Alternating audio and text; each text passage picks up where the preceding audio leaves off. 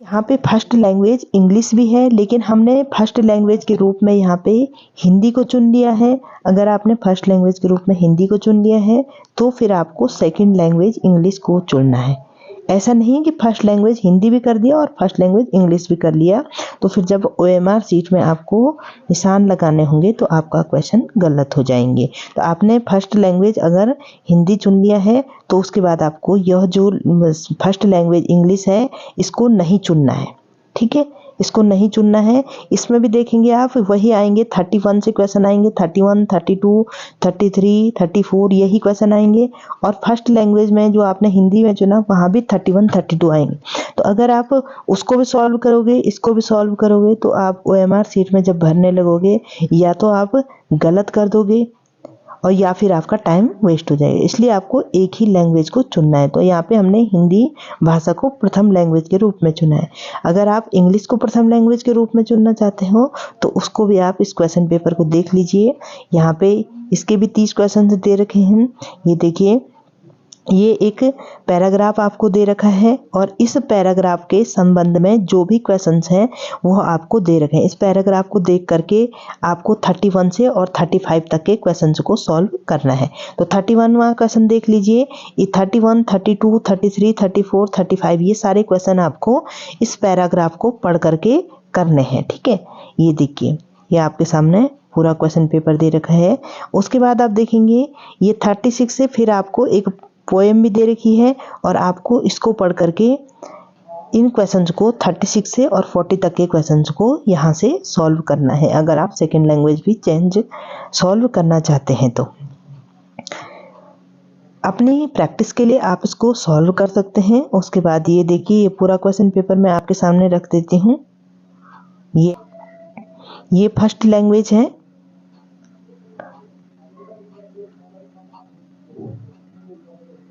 ये 59 से और 60 तक के क्वेश्चन है, ठीक है। अब हम आते हैं जो भाषा द्वितीय है, उसमें हमने हिंदी को भी नहीं चुनना है क्योंकि हमने भाषा प्रथम के रूप में हिंदी को चुन लिया है। इसलिए हमको भाषा द्वितीय के रूप में हिंदी को नहीं चुनना है। इस हिंदी का क्वेश्चन भी अगर आप सॉल्व करना चाहते हैं तो यहाँ पर से कर लीजिए। ये हिंदी के प्रश्न पत्र आपके सामने है। इसके बाद हम भाषा द्वितीय के रूप में इंग्लिश को ही चुनेंगे और इंग्लिश को ही सॉल्व करेंगे, ठीक है। तो ये देखिए, भाषा द्वितीय के रूप में आपने इंग्लिश को ही चुनना है क्योंकि भाषा प्रथम के रूप में हमने हिंदी को चुन लिया है। तो इसको भी सॉल्व कर लेते हैं।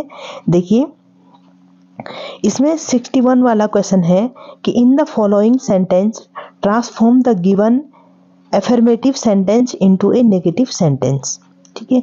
तो इसका पहले का आंसर हो जाएगा there is no human without falling, जो इसका आंसर हो जाएगा।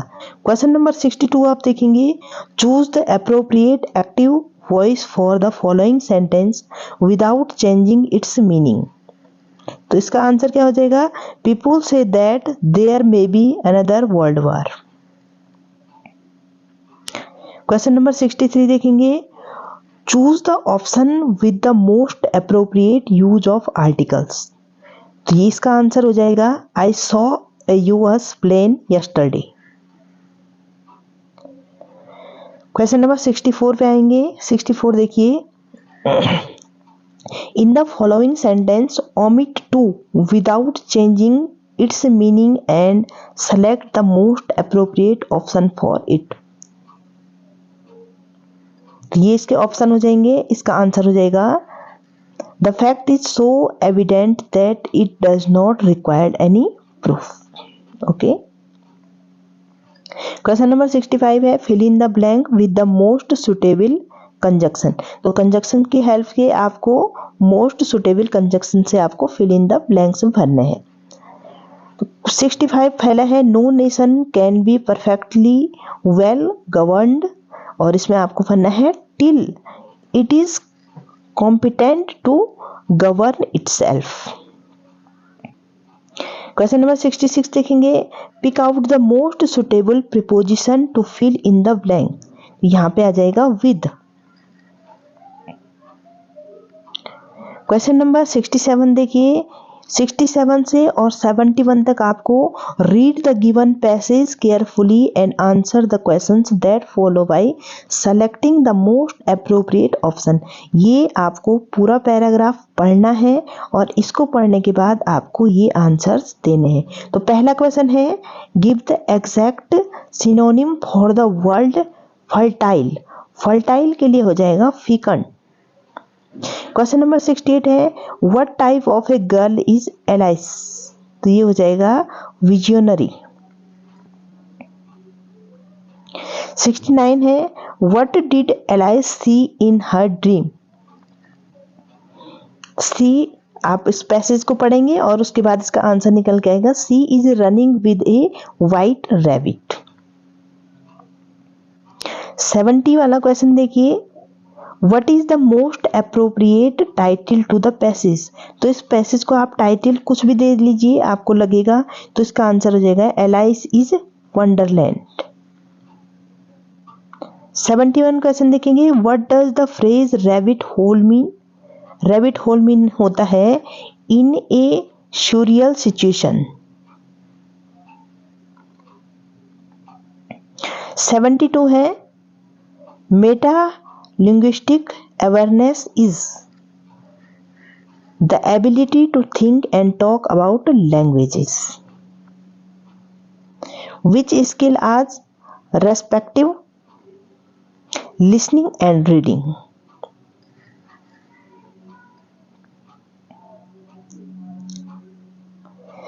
while देखिए क्वेश्चन नंबर 74 देखेंगे, while translating a subject and using the translation in the mainstream curriculum the benefit क्या हो जाएगा, enriching linguistic capability and appreciation।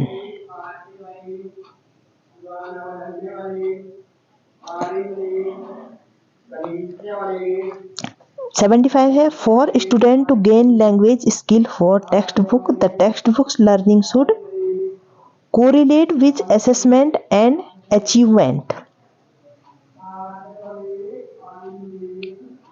The teaching of reading by associating characters or group of characters with sound in the phonic method।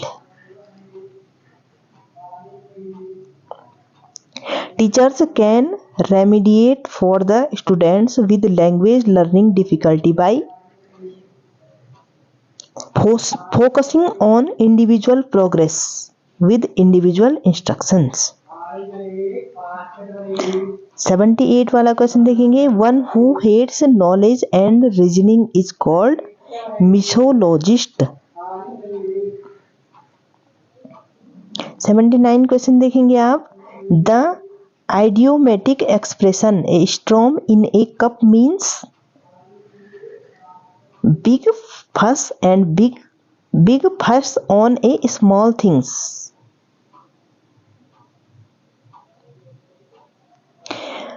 read the following sentence carefully and pick out the correct figure of speech। तो figure of speech आपको बताना है, blue baby bonnets bobbed through the बयान। तो इसमें हो जाएगा alliteration. 81 वाला क्वेश्चन देखेंगे, which of the following options best describe the figure of speech सिनेक्डोची।